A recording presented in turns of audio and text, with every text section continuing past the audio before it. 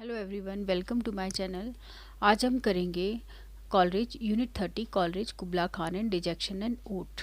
और ये ब्लॉक 6 है एंड एमएजी 1 है। इसमें हम सबसे पहले कॉलरिज के बारे में पढ़ेंगे।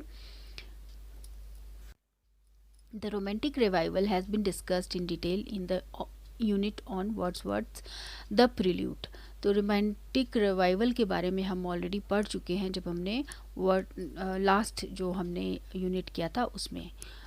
सो needless to say Samuel Taylor Coleridge, जिनका लाइफ स्पैन 1772 से लेकर 1834 तक है, Wordsworth closest poet friend, belong to that moment. वो वर्ड्सवर्थ के बहुत अच्छे फ्रेंड थे और उस मोमेंट से बिलोंग करते थे, रोमांटिक मोमेंट से। The romantic revival of the closing years of the 18th century, which began with the publication of the lyrical ballads in 1797 and extended up to the middle of the 19th century 30, was a reaction to and also a product of 18th century classicism.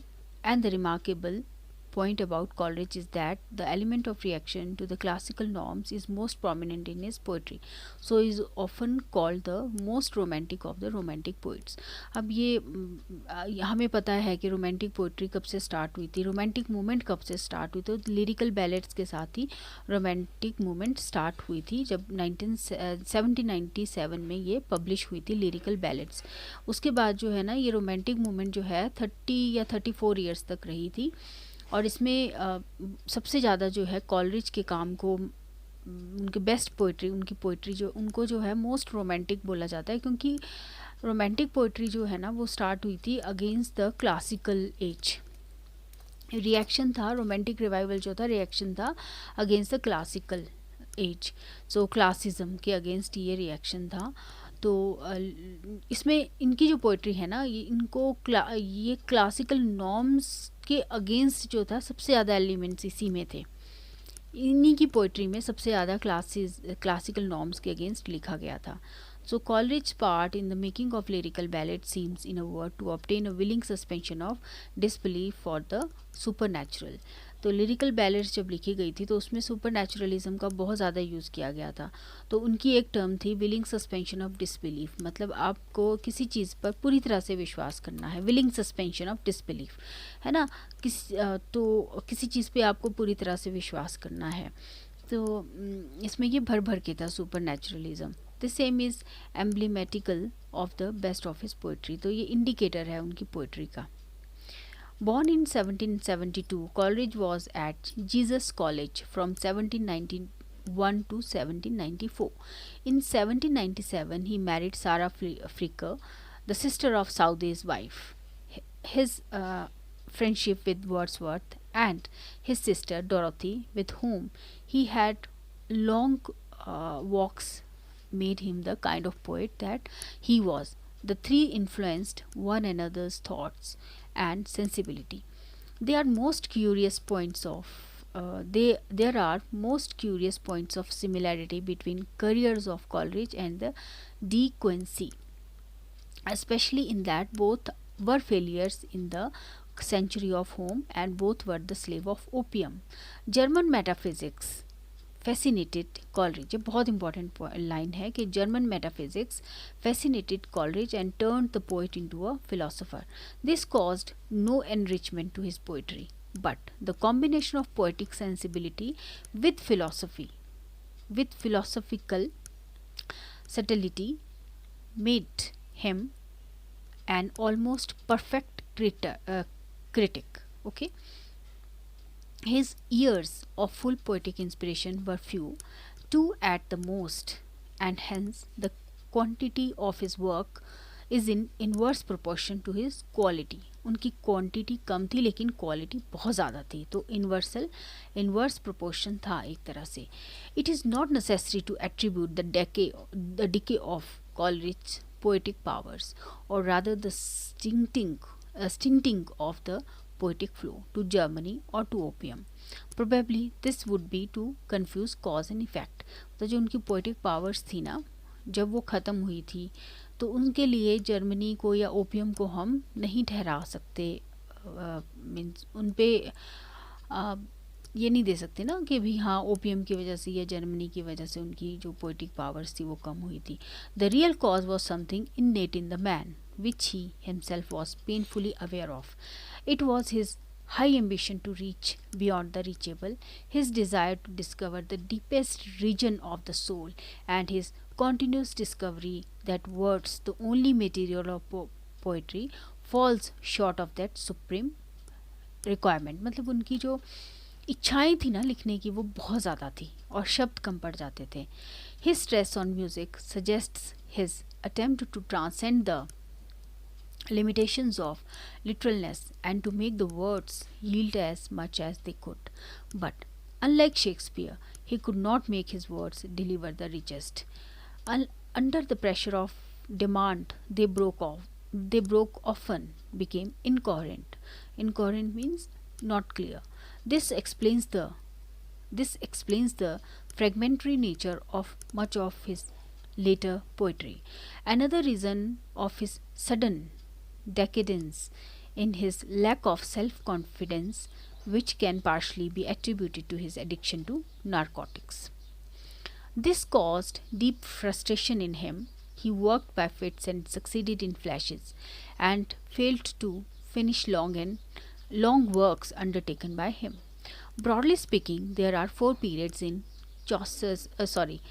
Coleridge's poetic career. The earlier period extends from 1794 to 1796, and it includes works like the Songs of the Pixies, Lines on an Autumnal Evening, and लूटी जो कि publish हुई थी 1794 में, and religious musings. Then came the second and blossoming period when वो था 1796 से लेके 1797 तक, when he wrote Ode to the Departing Year, the Lime Tree Bower, Frost at Midnight, Fears in Solitude, etc. Full blossoming came in the next phase when he was at the height of his poetic genius. Great poems like The Rime of the Ancient Mariner, Christabel and Kubla Khan were written during this period. And the fourth and the last period came with a decline in inspiration and achievement. Two poems of great merits, of course, are written in this period too, जिनका नाम है Dejection and Ode and Love. Now, Coleridge as a critic. Today, Coleridge is better remembered as a critic than as a poet.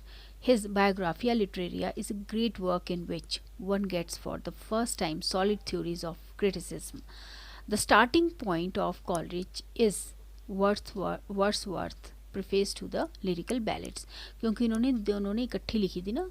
Then he proceeds to examine Wordsworth's poems, and in the world of Lewis Kazemian जो थे ना एक French critic थे, तो वो बोलते हैं कि certain intentions as well as certain successes or failings of Wordsworth are caught and illuminated to their depths. So searching is the light that it is even cruel. इतना ज़्यादा क्रिटिसिज्म हुआ, इतना ज़्यादा सर्च किया गया वर्ड्सवर्थ के काम को कि वो एक तरह से क्रुएलिटी लगने लगी, है ना. Despite his romantic sensibility in his criticism, Coleridge is very objective. He does not disregard facts and tries his best to be unprejudiced. T.S. Eliot's criticism draws heavily from Coleridge's viewpoints and stand.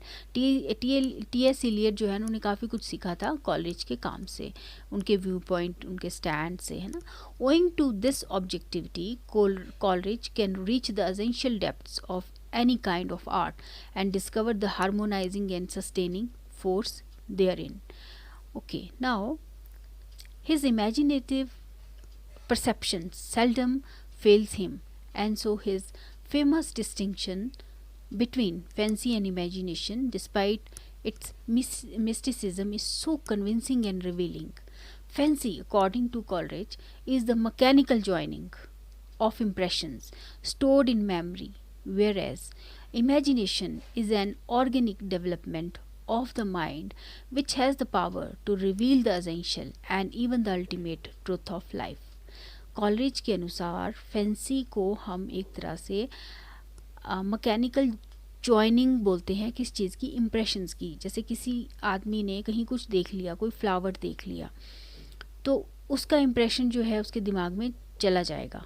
तो वहाँ पे उसने एक टहनी को देख लिया, एक फ्लावर को देख लिया, तो उसके दिमाग में वो दोनों चीज़ें रहेंगी।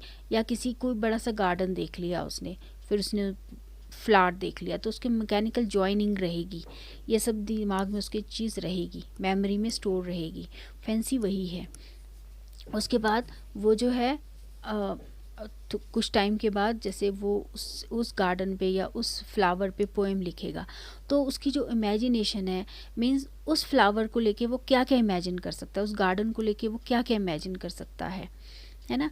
तो imagination is an organic development, एक डेवलपमेंट है, किसकी, माइंड की डेवलपमेंट है, जिसमें कि पावर है, विच हैज़ द पावर, जिसमें कि पावर है to reveal the essential, reveal करना किसी बहुत ही essential and even the ultimate, किसी अल्टीमेट चीज़ को, अल्टीमेट ट्रुथ को, लाइफ की अल्टीमेट ट्रुथ को जो है वो रिवील कर देते हैं। जैसे कि गुलजार लिखते हैं ना, वो किसी चीज़ पे भी लिख देते हैं, लेकिन जब हम उनकी कविताएं या उनकी जो शायरी है उसको सुनते हैं ना, तो हमें लगता है वाह क्या लिखा है, तो वो इमेजिनेशन है ना। लेकिन फैंसी क्या है, फैंसी जो है इम्प्रेशन है, हमारे जो दिमाग में स्टोर रहता है। Now, German metaphysics fascinated him and turned the poet into a philosopher. The combination of poetic sensibility with philosophical subtlety uh, made him an almost perfect critic. So, यहाँ हम आज फिनिश करते हैं। नेक्स्ट वीडियो में we are going to do Coleridge as a poet. Thank you so much.